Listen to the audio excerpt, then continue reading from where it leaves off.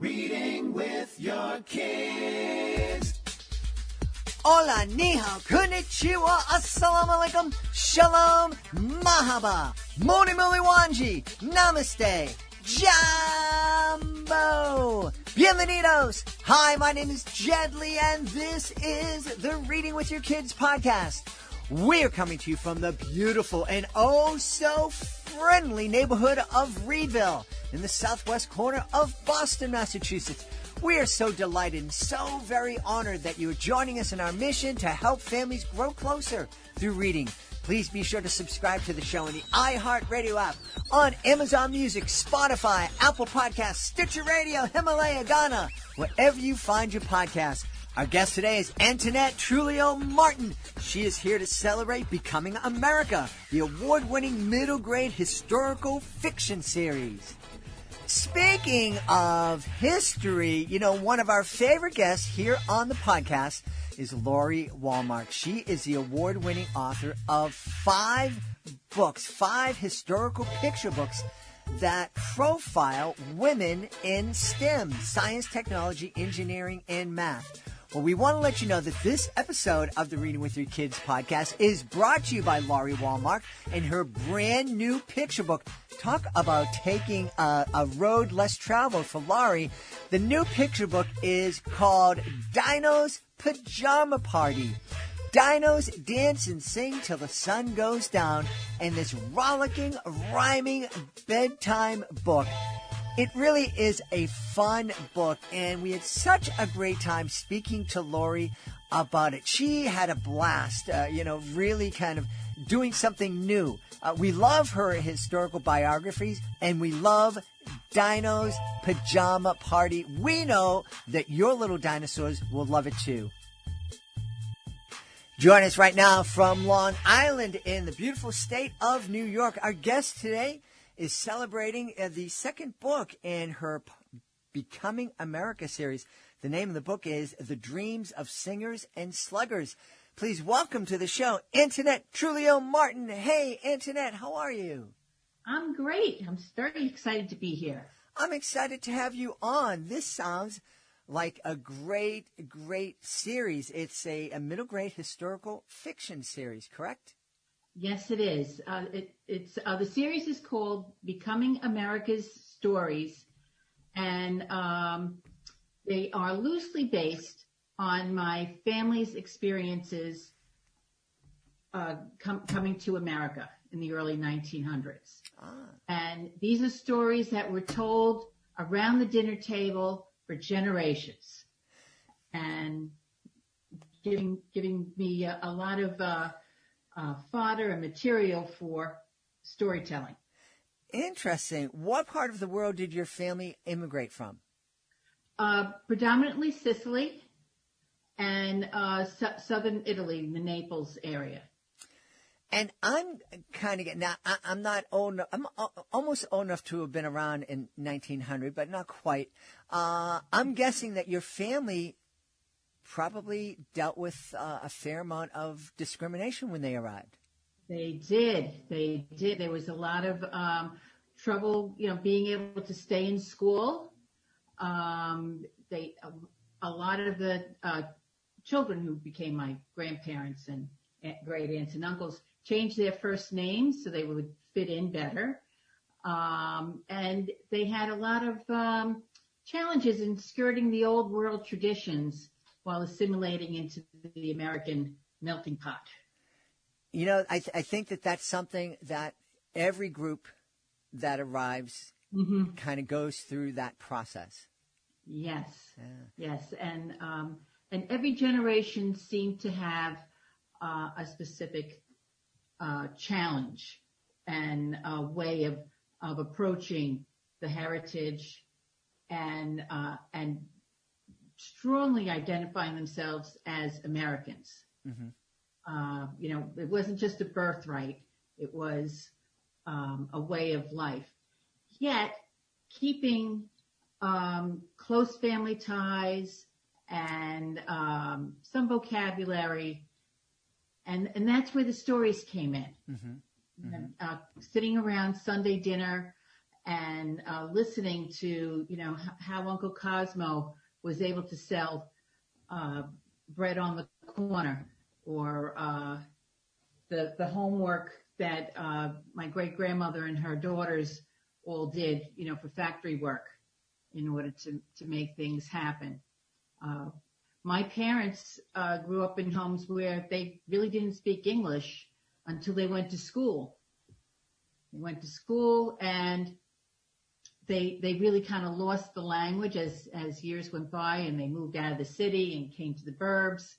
And they were very, very clear in making sure their children, myself and my sisters and brother, were American. So we spoke only English, had American names, that sort of thing. Yeah.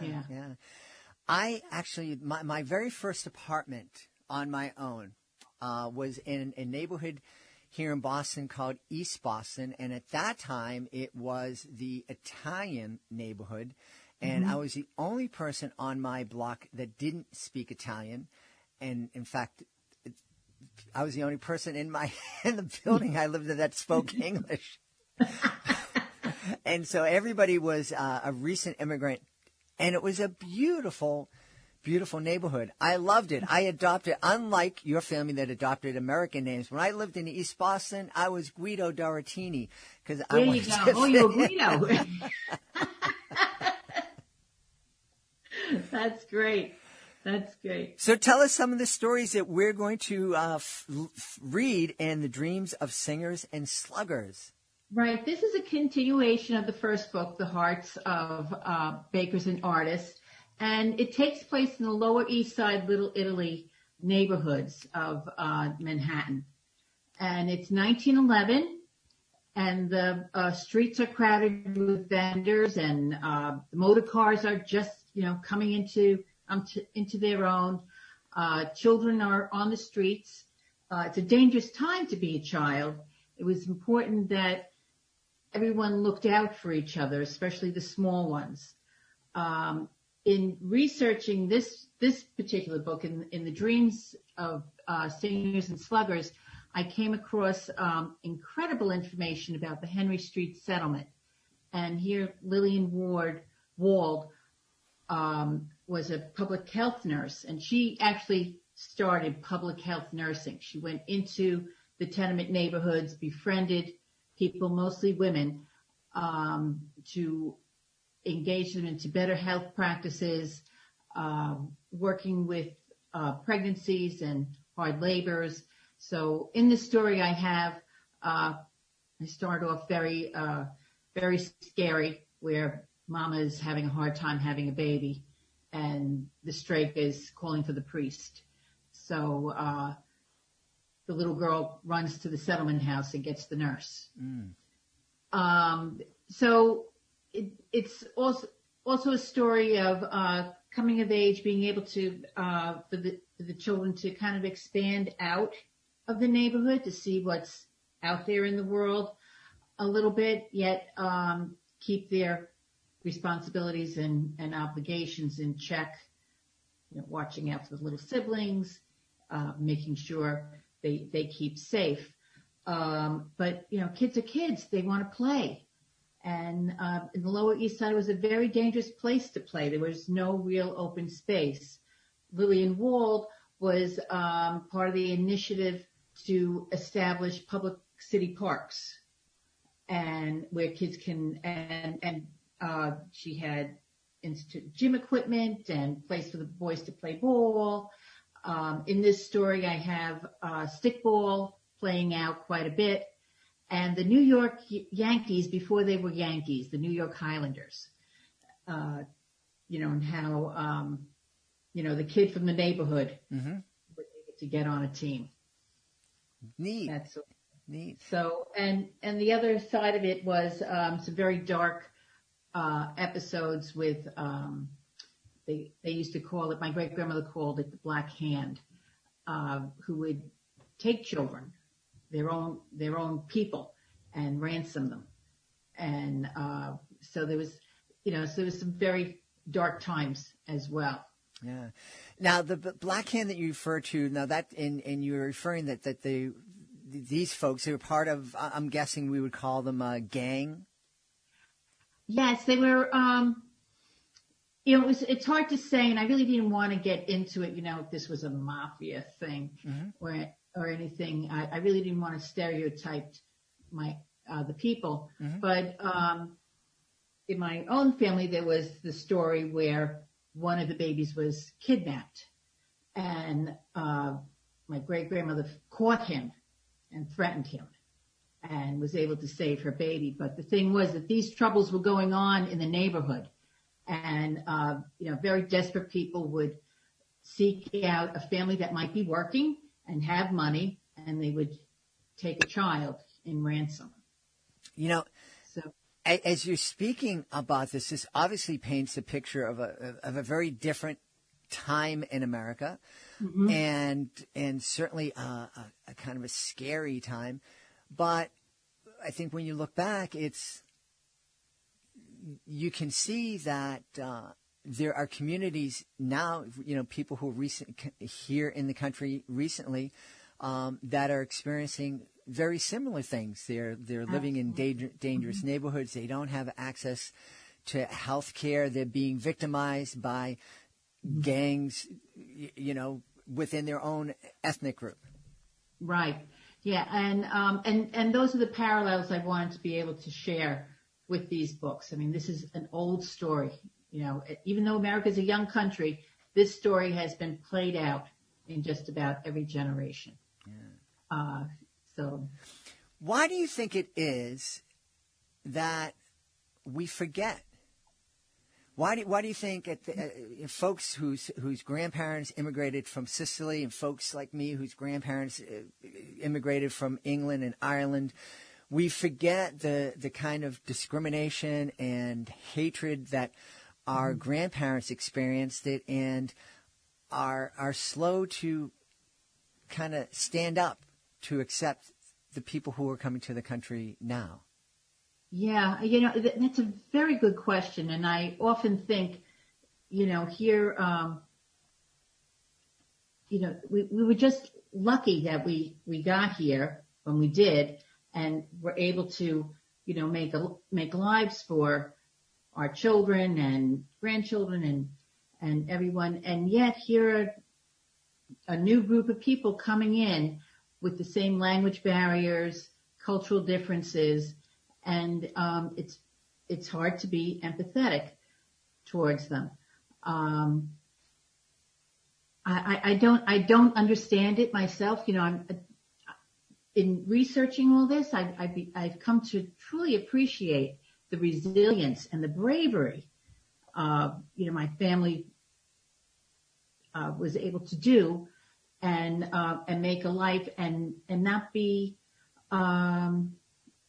Well, they did have a lot of ostracizing and have to work through things, but they plowed through it and got to the other side. But there's no reason for that. There's no reason for that kind of hatred and closing doors. It's just a waste of time and resources. I mean, here we want to build this beautiful country with citizens who can be productive. And progressive movements in the early 1900s reflected that. It was important to educate your kids because an educated population is not going to be burdensome. And they will make good citizens. Healthy populations will make good citizens. Yeah. And, as you're speaking, I'm thinking, can anybody imagine America right now without Italians? Could anybody imagine an America right now without Irish or English or Polish or German? So, I'm happy that you wrote this book because I think that if families to sit down and read or co-read this book together will be able to ask those questions of their kids and get their kids thinking. And hopefully, and I have a feeling the kids these days are a little bit more open-minded than we are. And maybe in having these conversations, our kids can help us open up our minds to see, well, really there's no need to be afraid right now. This is a time Right. to get to know each other. Mm-hmm. And there's really no reason for that. It just gets in the way. Mm-hmm. Just gets in the way of welcoming and going through the American story. Making your own American story. My mission, once I'm done writing the third and final book, is to give kids an avenue to ask their elders, be their parents or an aunt or even the next door neighbor, the 89-year-old next door neighbor, questions about, how their childhood was. What games did you play? How did you play them? Who were your friends? Did you like going to school? That sort of thing, to be able to prompt these conversations so that, kids of this generation might have more of a connection to the American history that goes on. Yeah, that's important. I love the idea of asking an older parent, neighbor, relative about, what games did you play?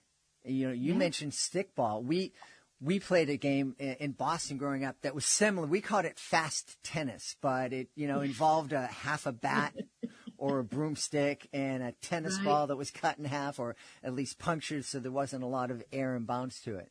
Mm-hmm. Yeah, there was a wonderful presentation of stickball and the history of stickball through the Tenement Museum. They had a podcast and a bunch of articles. And it was amazing. Each little neighborhood had their own rules. Mm-hmm. And they had, their base runners had different rules. It was really very interesting on how they played. The way my father played it in Brooklyn was very different from the way the kids played it in the Bronx. Mm-hmm. Mm-hmm. So that was fun. Yeah, and I'm sure your dad might have been playing in the street as opposed to a park. Yes, he did. He played in the streets because there weren't too many cars on the sidewalk, and and I can imagine the scene. They're playing in the streets, and the nonas are there with the windows open, watching the games. Girls would hang out on the front stoop, watching and jeering as it goes on. It becomes a whole neighborhood activity. Yeah, a very different time. Tell me, Antoinette, did you always dream of being an author for young readers? Oh, I've always wanted to be a writer when I grow up. I'm still working on it. As a kid, I was always writing something. The composition notebooks were full of terrible poetry and story ideas and stories I would play out. I had my first picture book published in '93 titled Famous Seaweed Soup. And that was a thrill. And it lived for about 17 years. So that was nice. But I did write a memoir on my cancer journey. But I soon discovered if you don't like talking about a subject, you really shouldn't write a book. So that was my lesson learned. Uh-huh. And then, so I went back to Kids Lit, and I can speak to that audience. I was a teacher for almost 40 years, teacher and a speech therapist. So I could speak to that audience. I could speak to teachers, and I enjoyed the feedback back and forth with kids. Well, and well, I want to tip my hat off to you and thank you for being a speech therapist. I had an incredible speech impediment when I was a kid. I could barely speak a sentence, and thanks to a great speech therapist named Mr. Wallalus, he helped me. It rears this ugly head every once in a while, especially when I'm tired and there's certain words beginning with certain sounds kind of trip me up sometimes. As a teacher, since this is the Reading with Your Kids podcast, were you able to get a sense of, when you had a kid in your classroom, you were able to get a sense that this kid had somebody read to him when he was young. Wow. This kid she has somebody who's looking over her homework. Mm-hmm. You see it clearly. Mm-hmm. You know who are the kids who are being nurtured through literature and through example. Having some help with the homework, be it math or reading or whatever content area, and the kids who were read to, from the time they were little babies, those are the kids that are sitting with the book and they have wild imaginations, but yet can tell a story. Mm. It really is such an important piece of childhood development. Yeah. I like that you said that not only, because we talk about all the different benefits of reading and all the different benefits kids get from reading. And I think we forget sometimes that one of the benefits that kids gain from being able to read or being read to is not only the ability to read a story and to follow it along and comprehend it, but they also develop the ability to tell a story. Mm-hmm. And that is so important for kids in whatever line of work that they hope to get into. Absolutely. It's a skill set that really needs to be honed and appreciated. Yeah. As well. Yeah. And one thing before we go, I know you're saying that a lot of these stories are based on stories that you heard around the dinner table from your aunts and your uncles and your grandparents. I don't know if kids are having that opportunity to spend as much time with their extended family as you and I did, and I think that's a shame. It's a loss. Yeah. It's a loss. The world has scattered. Before everybody stayed close by, but my own grandchildren are a 16-hour drive away, which kills me. Mm-hmm. But this is a reality more and more people are experiencing.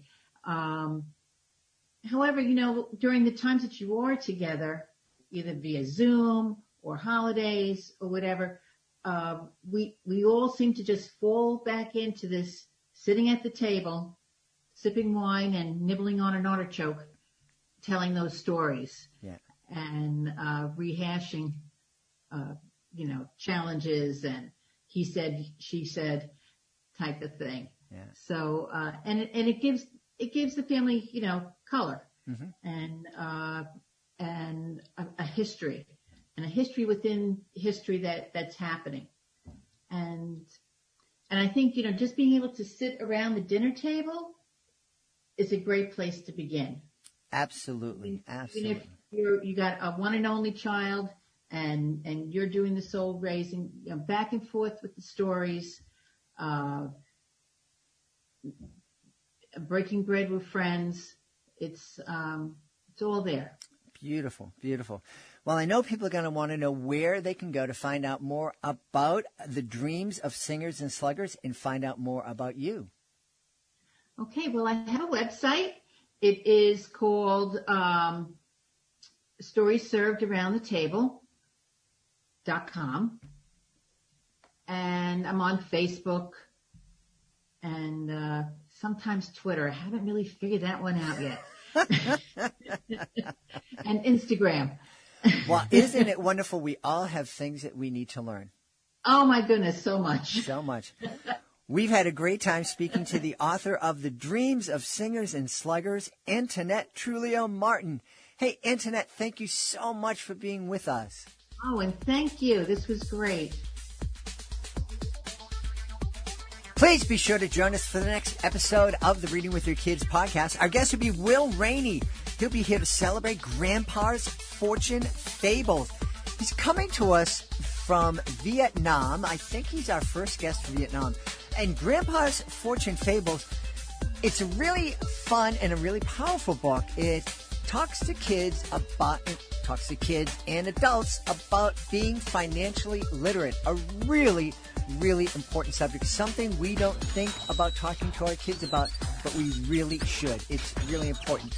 That's the next episode of the Reading with Your Kids podcast. Hey, speaking about financial literacy and taking care of finances and taking care of business, if you are the author of a great children's book, you may be frustrated at just how difficult it is to take care of business.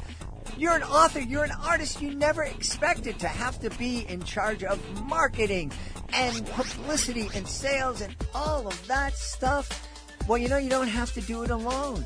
We can help. The Reading with Your Kids podcast has helped hundreds of authors celebrate their books and tell the world about their great books.